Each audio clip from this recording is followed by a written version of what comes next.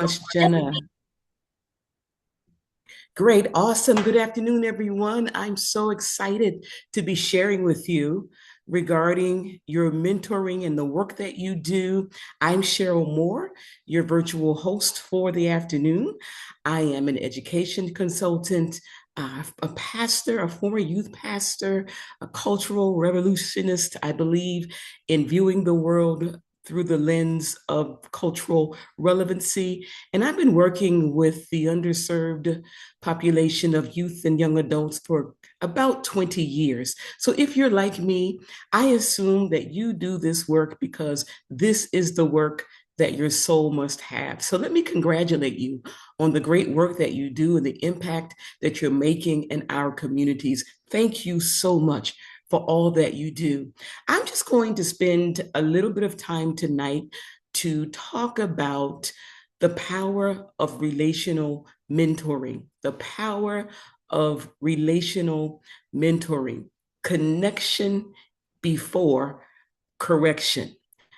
Because for many of us, we really want to jump in and fix their lives immediately.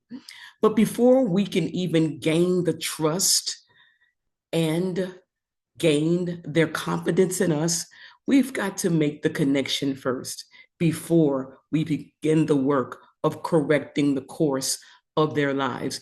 So, we're just going to talk about a few things tonight. We're going to talk about understanding the world of today's youth. We're going to talk about communication strategies that build trust and respect, trauma informed approaches for meaningful connection, and helping young people move from surviving to just beginning to thrive. Understanding the world today's youth are navigating. The world that they're navigating right now is a world wherein they find themselves struggling with self worth and their identity. These young people are trying to find themselves. They are on a path of self discovery, who they are and how they are in the world. Even if they fit into the world, how do they fit? How do they navigate the world and the environment in which they find themselves? What is even the purpose and the meaning of life? Do they have a purpose? Is there meaning for them, their lives? And so, as we try to connect with them, we have to understand the mindset and the disposition that we engage them in. Many youth wrestle with self image, peer pressure, and comparing themselves to others, especially on social media. And we find that in the comparisons of body images, uh, their self worth, materialism, and all the things that are competitive as they spend a lot of time on social media. So we have to understand that sometimes in trying to mentor them, we may too be in competition with all that they see and all that they experience in the social media world. Also, as we understand who they are and where they are and their social location currently in life, we also have to be mindful that there are many community and environmental stressors that they face. They're facing exposure to violence, gang activity, housing instability, neighborhood insecurity, food deserts, and so many things that are happening in their young lives all at the same time that can be discombobulating for them. And seemingly they are scattered in their thinking. They don't seem to be stable. Or consistent. So we can't get frustrated with the inconsistency. That is the world that they're trying to navigate right now. And our responsibility with that is to be a consistent presence in their lives so that they begin to trust us, and thus it will help them become more consistent themselves. So they are navigating so many things: family instability, single parent households, caregiver stress, frequent changes in guardianships that they find themselves, especially in the foster care system. And it impacts them holistically, impacts them emotionally and psychologically. And those external factors begin to affect them internally. It also plays out in school in their academic work and activities and behaviors at school.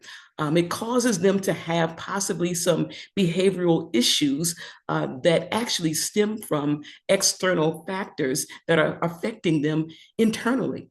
So we have to see beyond the behavior and see the source of that behavior. It's difficult to pay attention at school if you're hungry.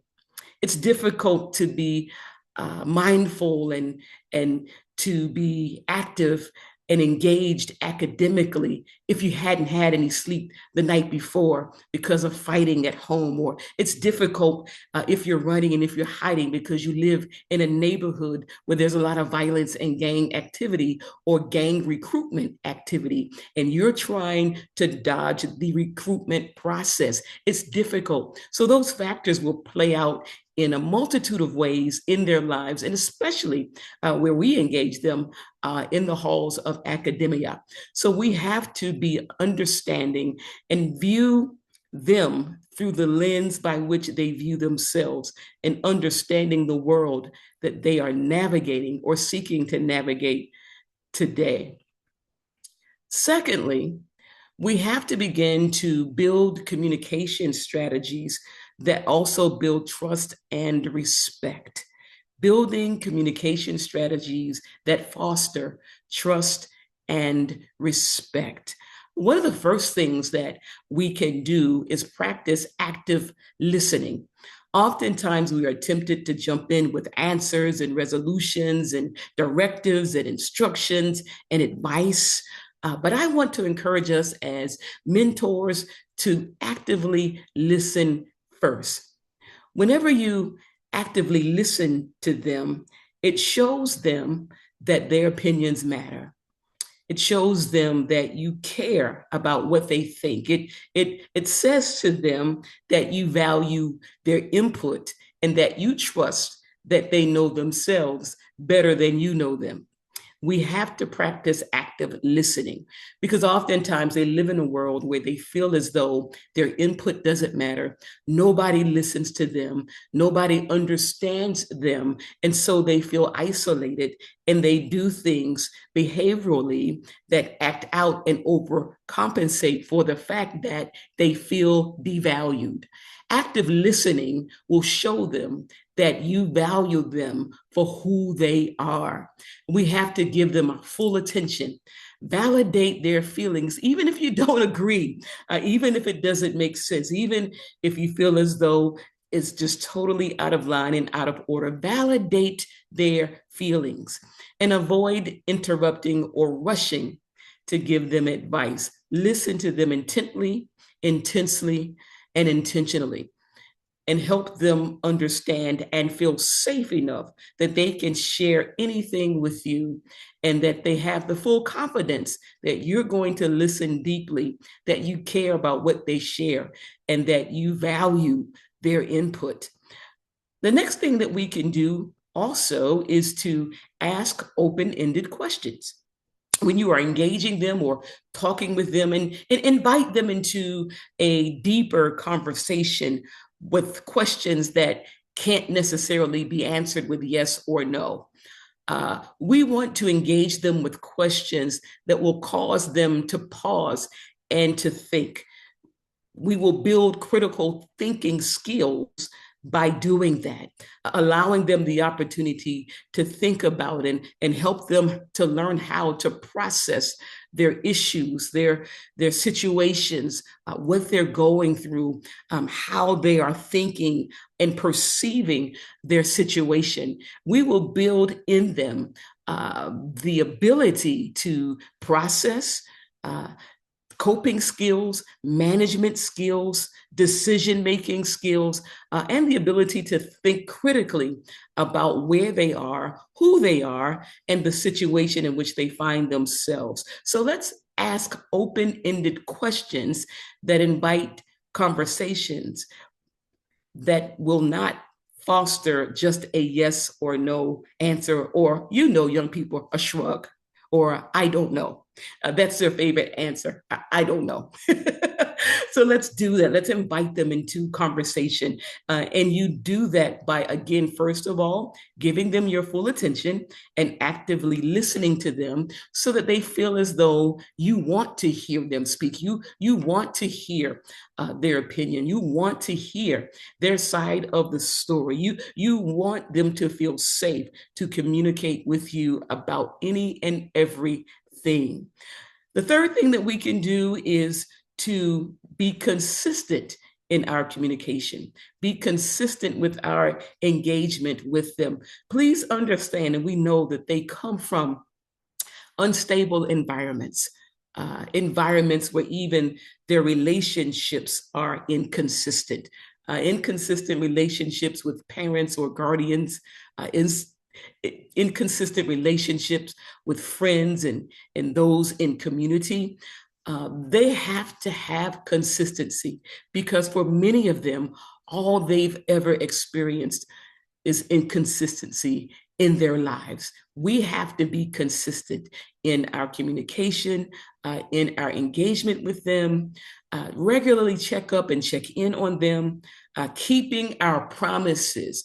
Again, they are products, most of them, of unbroken promises, promises that have not been kept. Some of them were born into a system of broken promises. Every child that's born should be able to depend on the promise of just the foundational needs in life: food, clothing, shelter, nurture, and care.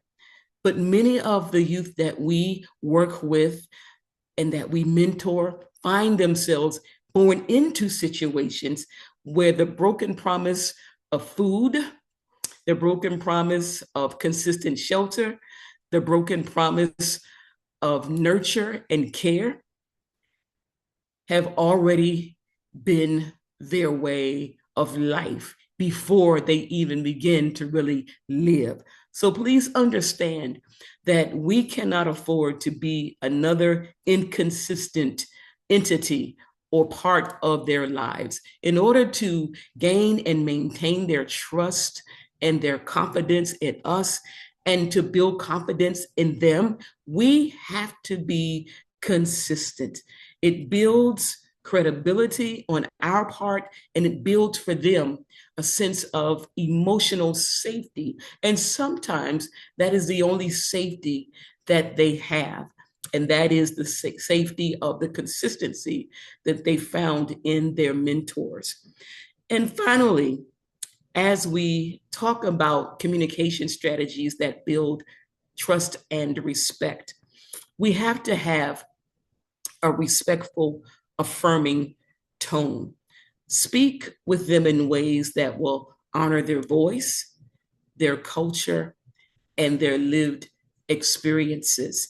I've worked with gang members as a pastor, and I've worked with hardcore criminals, youth and young adults alike. The first thing that I do is that I approach them with respect. Eye to eye, I speak to them in a respectful tone. I respect their personhood. I'm not thinking about what they've done. I'm not thinking about the labels that have been placed on them. I approach them with respect.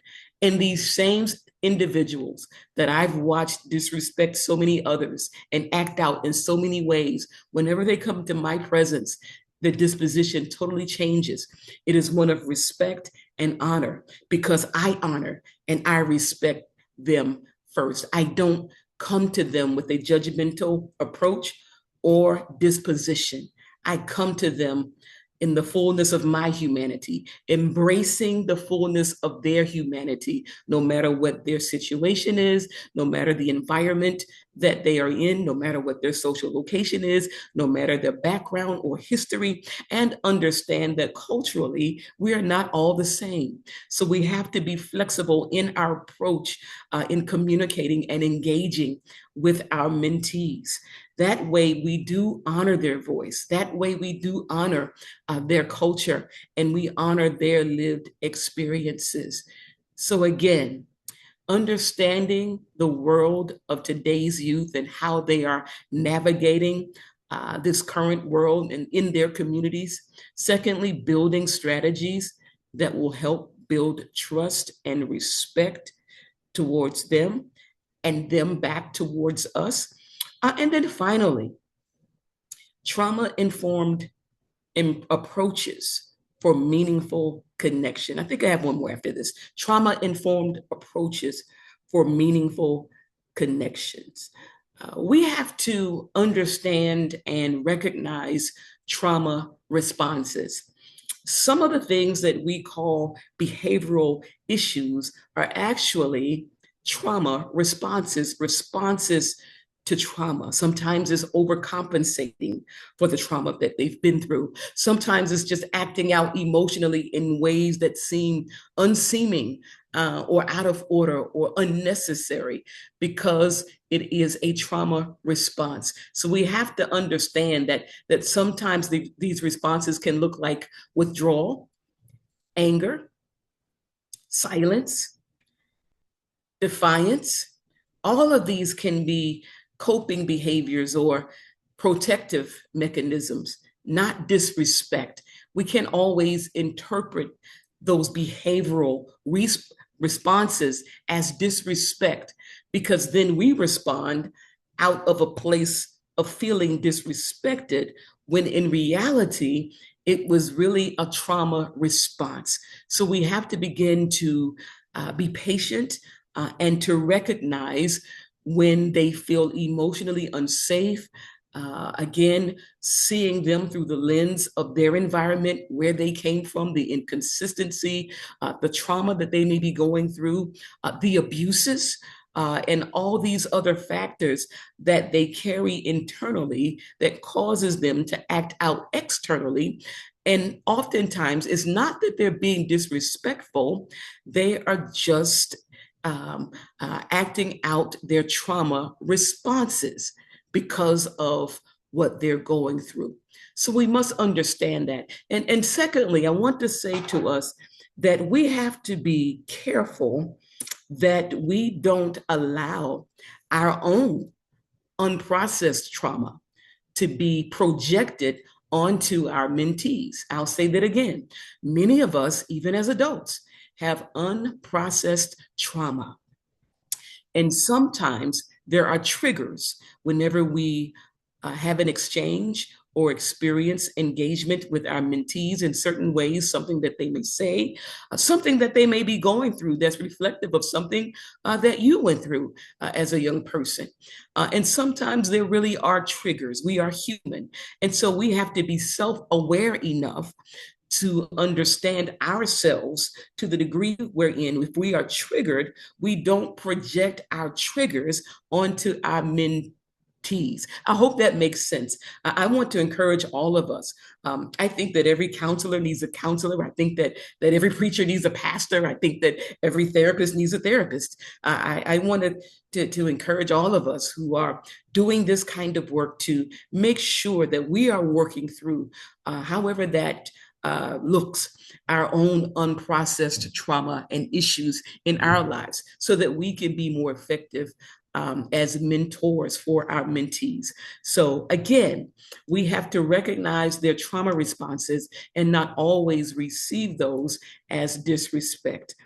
We have to find ways to create emotional safety for them, providing a calm and predictable and non-judgmental presence during their interactions. That is critical, that we approach even their defiance, even the behaviors that are really coping mechanisms and protective mechanisms, that we approach them in a non-judgmental way, and that we approach them in calm, that we are predictable in our responses, because most of them are accustomed to, as the kids would say, being met with the same energy.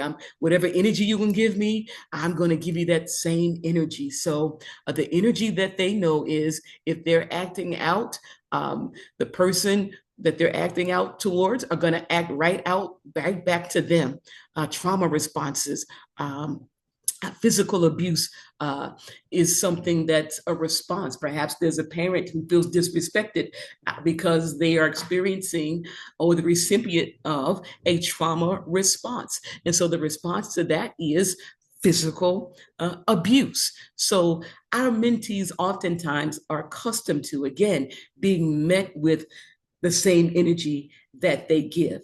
But if we can flip that, if we can somehow uh, turn the table on that, and they see the consistency of our patience, of our calm, of our balance with them, of our non-judgmental nature towards them during their acting out phases or during our engagement and interactions with them.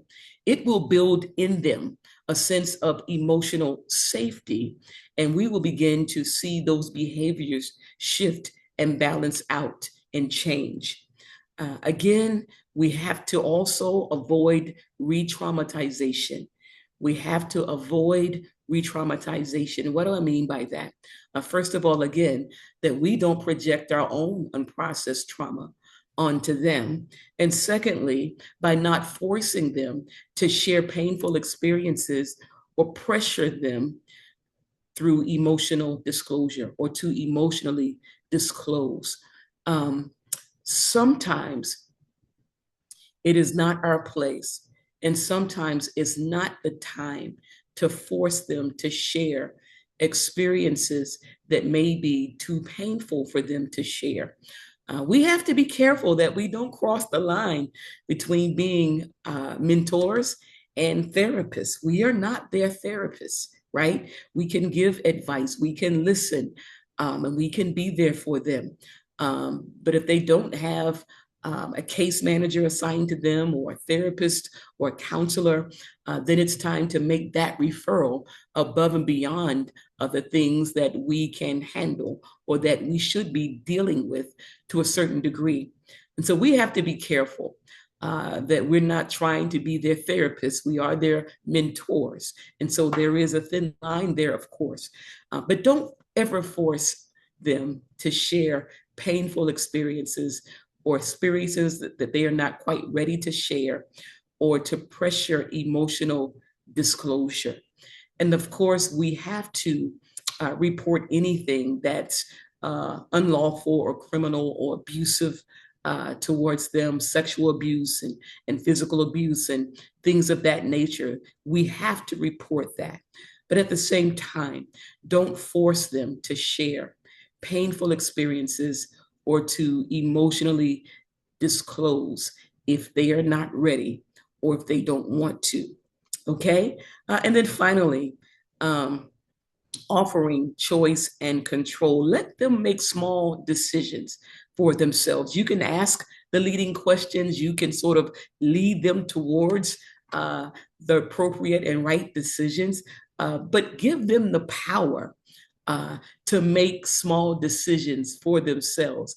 And then validate and applause their decision making prowess in that moment. That will help to rebuild confidence and give them a sense of power when oftentimes they are powerless in their situations and in their environments, in their communities, and especially at home. Again, lead them to a place where they can make small decisions on their own, even if you have to help them tweak those decisions. And oftentimes we do have to help them refine those decisions, but give them the opportunity to make small decisions for themselves in order to build their confidence, their self-worth, their self-esteem, their ability to have a sense of power, that they have some control over their own lives. So again, understanding the world today's youth are navigating and viewing their world through their lens. Communication strategies that we must employ that build trust and that build respect. Trauma-informed approaches for meaningful connection. If we can do these things, we will begin to make a meaningful connection and to posture ourselves in a place wherein we have gained the trust, we have gained their confidence, We have made them feel emotionally safe. We are a consistent presence in their lives, someone that they can count on to be there for them, someone that they can count on not to neglect them, not to abandon them, not to kick them to the curb or run away from them, not to reject them whenever they do wrong or exhibit behaviors that are out of control, that we don't just throw them away, but we're going to be steadfast and a steadfast presence in their lives. Once we do that, we then position ourselves to be able to move from that connection because we've made it to a place to provide some correction in their lives. Again, we position ourselves when we do those things in that way from a place of connection because now we have forged a solid, stable, consistent, and enduring connection. And we position ourselves now to be an authoritative figure, a trusted figure, a consistent and stable figure, to be able to speak into their lives, to be able to give some direction and instruction, and that they will trust that we would not do nor say or lead them in any way to harm them. But because of the way that we are nurturing them, they can trust that all that we say and all that we do it because we want the best for them and it will benefit them the most. And then finally, and I'm done and I'll take some questions. There are a couple of people on. And again, we are recording this so that it can be used beyond this moment. Helping youth move from surviving to thriving, helping them move from just surviving to thriving.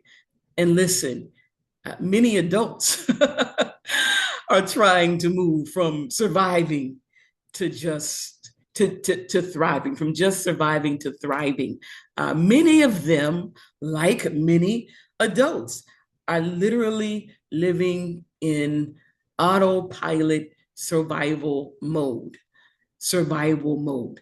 That means that there's a lot of instability, there's a lot of uncertainties, right? There's a lot of distrust, there's a lot of inconsistency.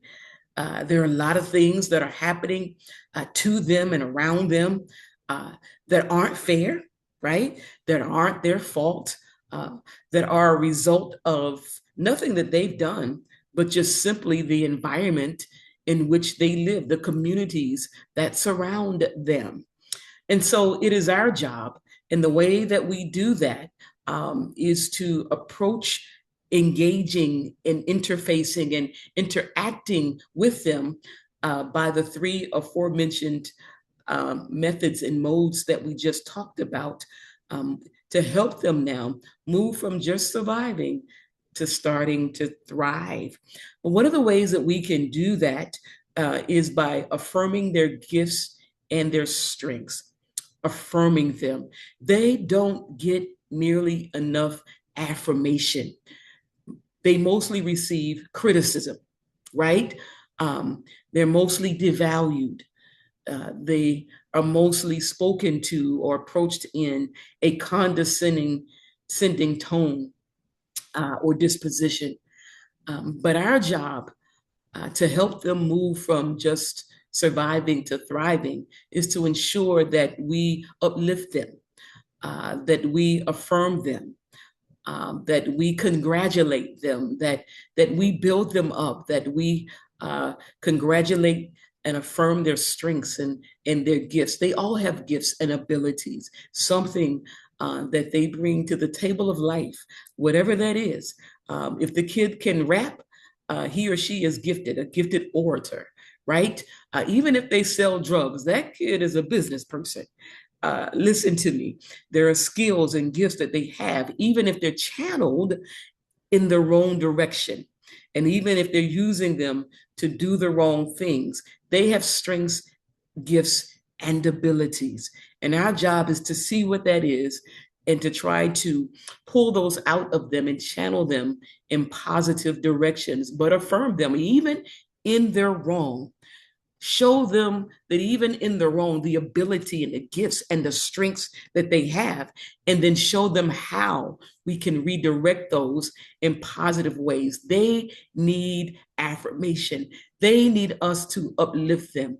They need us to value them, to show them their self worth and that they are worthwhile, that they matter, and that they are cared for, right? And that their life has meaning and purpose. So affirming their personhood, their strengths, their gifts, and their abilities, that's one way that we can help them move from surviving to thriving. The next thing that we can do, as I just said, is to acknowledge and name their talents, their gifts, their interests, their character traits. Most of them are dealing with a sense of low self esteem, low self worth, and so they have a low self image. They don't see themselves as being anything or being able to do anything or being able to accomplish anything in life. I tell you, I grew up in a rural area in rural North Carolina.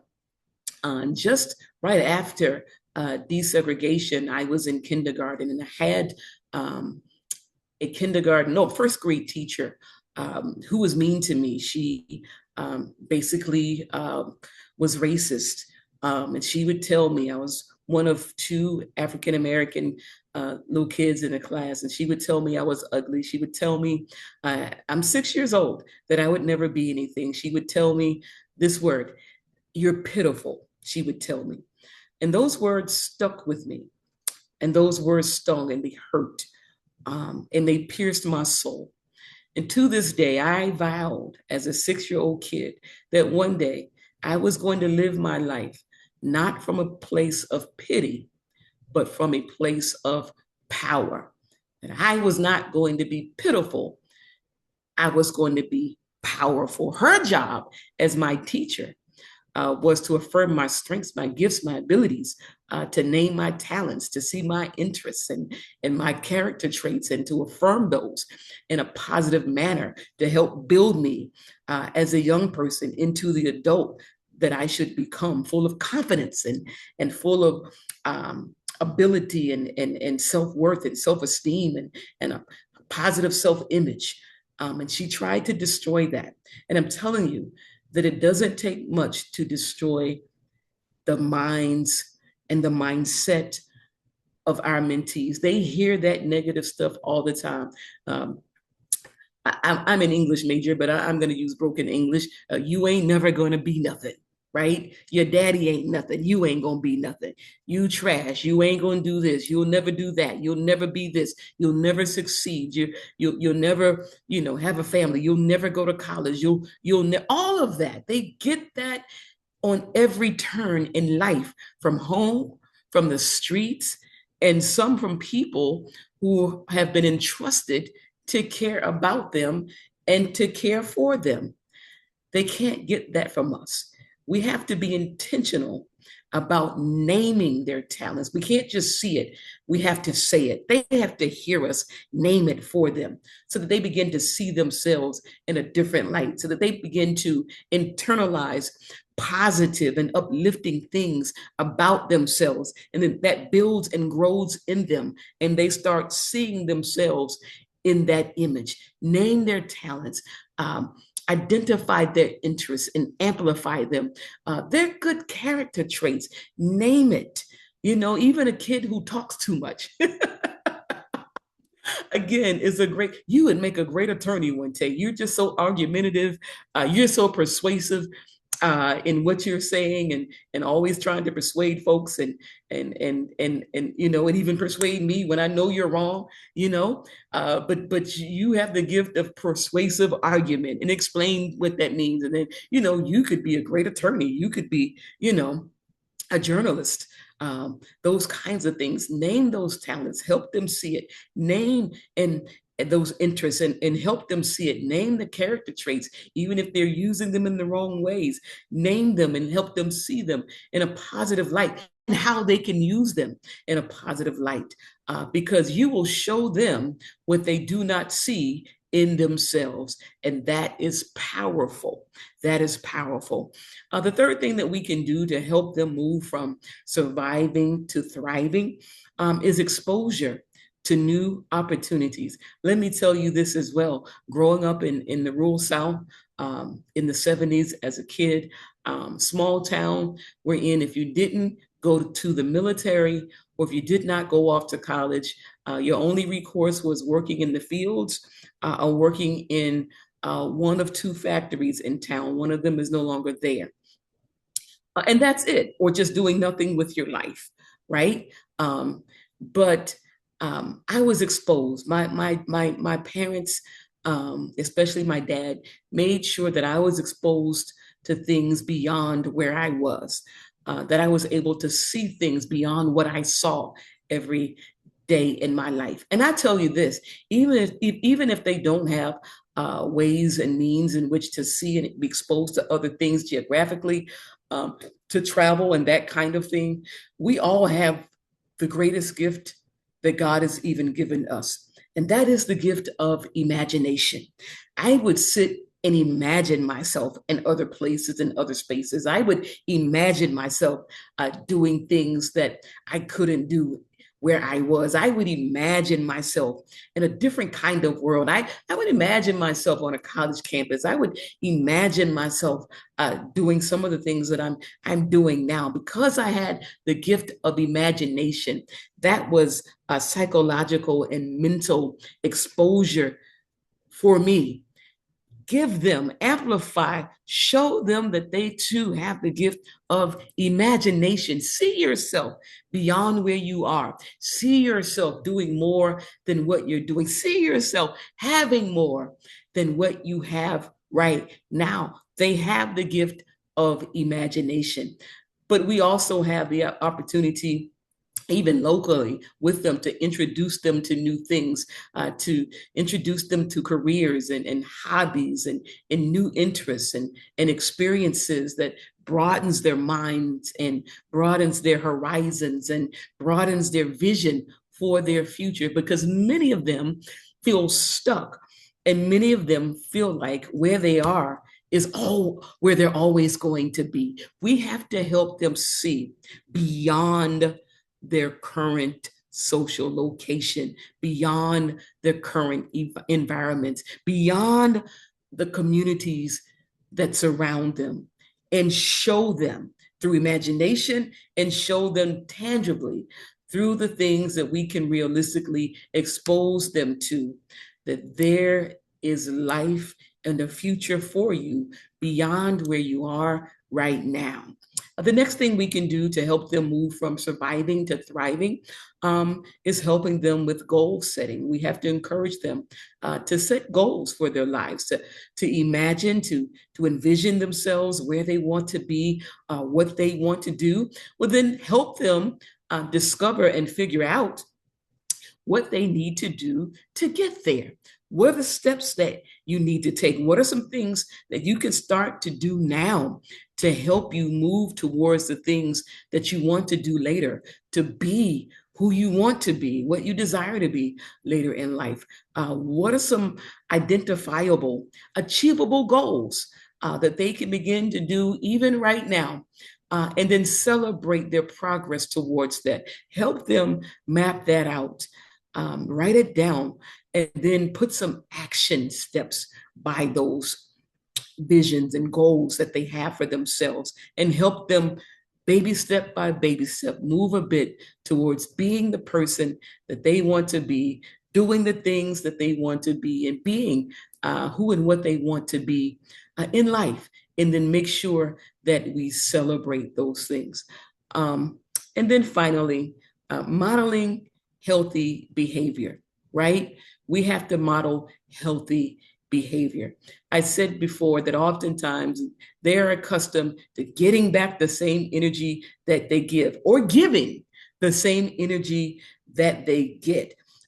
If they are getting abuse, oftentimes they respond abusively. If they're getting aggressive behavior, oftentimes their response is going to be aggressive behavior. But if we can model for them emotional regulation, respect, and accountability through our own actions. What do you mean by accountability through our own actions? Yes, keeping our promises, keeping our word, being accountable, have them hold us accountable for the things that we said we're going to do for them. Um, being accountable for being consistent and being there when we say we're going to be there, and doing the things again that we say that we are going to do. Demand from them that they hold you accountable, not just holding them accountable, but that we hold one another accountable. Help them see that when they're hype, you're calm, and you're helping to de-escalate them back to a place of calmness so that we can walk through and talk through with civility and calm how they feel, what they are feeling, why they are feeling what they feel. Now let's process this and come to a resolution. The more that we model that consistently, it's going to take some time, of course. And so we can't be weary in well doing. We can't get frustrated to the point that it stops us from being consistently an emotional, regulatory presence in their lives. We have to continue to do that. We have to continue to respond in respect, even when we're disrespected, and being accountable um, through our actions towards them as well. So that's all I have. I have a few um, engagement and reflection questions and statements. There's just a couple of us on. If you want to engage, you can. If not, again, this is going to be recorded. So I'll just read through this. And then later, once it's shared again with the group in their entirety and in your entirety, you can go through these in that group sharing session, and then answer and reflect on these questions and statements for reflections. Some of the things that we can think about is what motivated you to become a mentor in the first place. And I said when I opened up, I love this statement by Katie Cannon, Dr. Katie Cannon. She's deceased now, but she was an ethicist and a theologian. And she said, I heard her speak once, and she wrote in a book as well. She said, what is it? What is it that your soul must have? What is the work that your soul must have? She said, take your time and find that work and do it. What is the work that your soul must have? Why? What motivated? Why did you decide to become a mentor in the first place? And then at some point, share at least one reason. You can do that in the chat if you like. Throw in the chat one reason why you decided to become a mentor in the first place. And I think that a part of that has to be that this is the work that your soul must have, the fulfillment, the desire to make a difference, to be impactful, to intervene in the lives of these young people. The next thing is, how do we show respect across cultural and generational differences? Certainly, there are cultural differences, and for sure, there are generational differences that affects the way that we see the world, our view of life and living, which can be totally opposite and different from the way that they view the world and the way that they view life and living. And so how do we bridge that and bring ourselves to a place of mutual understanding with our mentees? How do we bridge that and come to a place of mutual understanding? What certain things may mean for you because of your culture or because of the generational gap may not mean the same for them, and vice versa. How do we bridge that gap and come to a place of mutuality, of understanding with them as we serve them as their mentors? The next thing is, what challenges do you face in your community? What have you experienced? What are some of the things that you have seen or experienced with them through your mentoring work? And think about how your presence addresses these challenges or some of the gaps the things that are missing in their lives. How does your challenge, how does your presence present to them a place and space of safety? How does it do that? What commitment will you make to your mentee? Identify one new action that you'll take next month. What commitment will you make? Here's the thing. Be careful not to overpromise. Sometimes we are excited and we want to jump in and we want to help, we want to change their lives. But remember, I said they live in a world of constant inconsistency and constant broken promises. And some of them were born into a system of broken promises, right?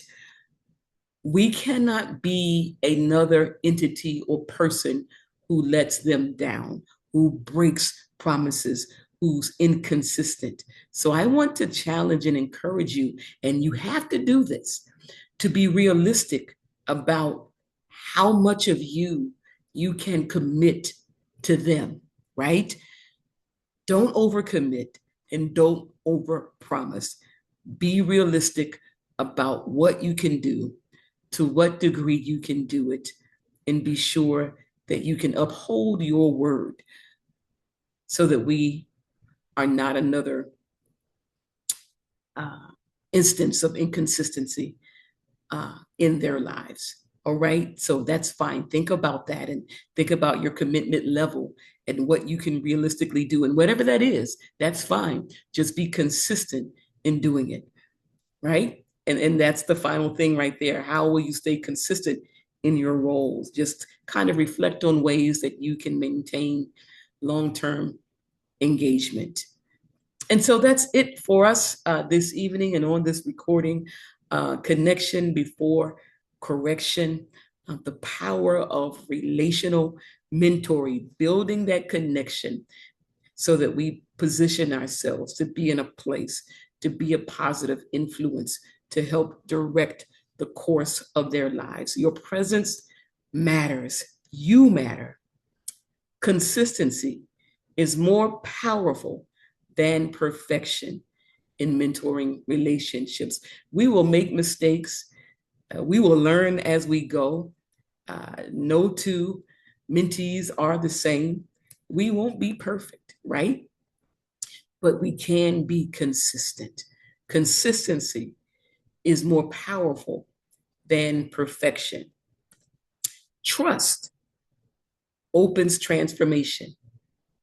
When they feel safe, they become open to growth and they become open to your guidance.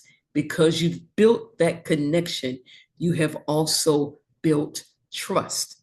And when you build trust, it opens the door for transformation because they feel safe. They trust you and they'll trust your guidance.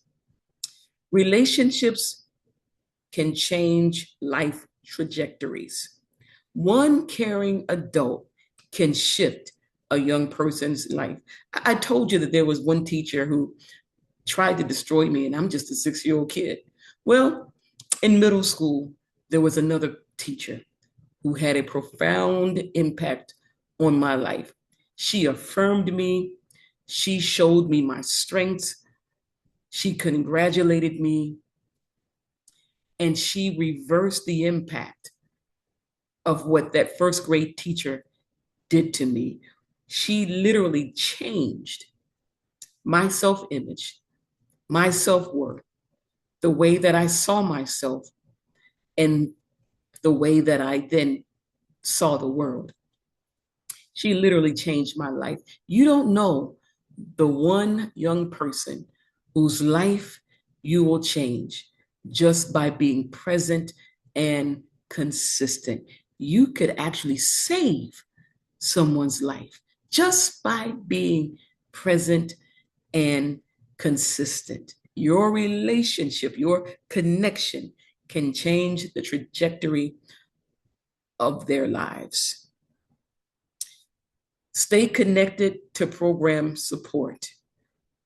You guys lean on each other, rely on each other, and be a resource and support to one another. You can't do this alone.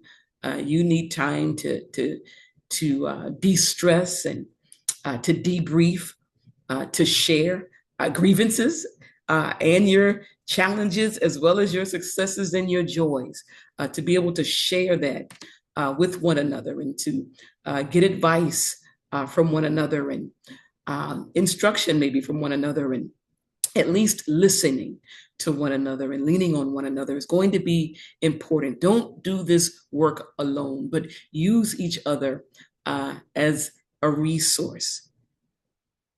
All right. And then finally, be the adult that you once needed. Be the adult that perhaps you once needed. Your mentorship becomes an example that they will carry forward for the rest of their lives. Thank you so much for your time. I hope that this was helpful. I hope that you were able to get something out of this. And as this recording is shared, I hope that you will take this and incorporate some of these points into your style of mentoring and your approach to mentoring. Again, thank you so much for the work that you do.